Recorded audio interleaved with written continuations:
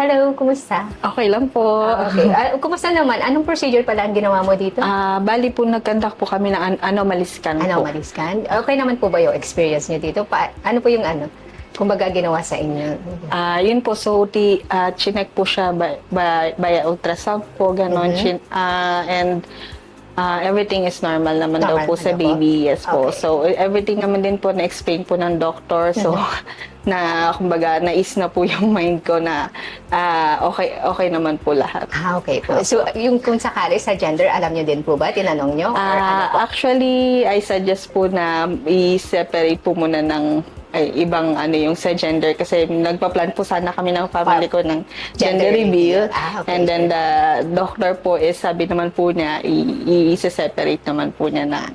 Sige po. Yes So, po. kumbaga, ang overall na experience mo po dito, okay naman po siya? Yes po, okay na okay. Maire-recommend mo po ba ang center For namin sure kung po, sa sakali? mga upcoming moms po, sa po radiology po, center.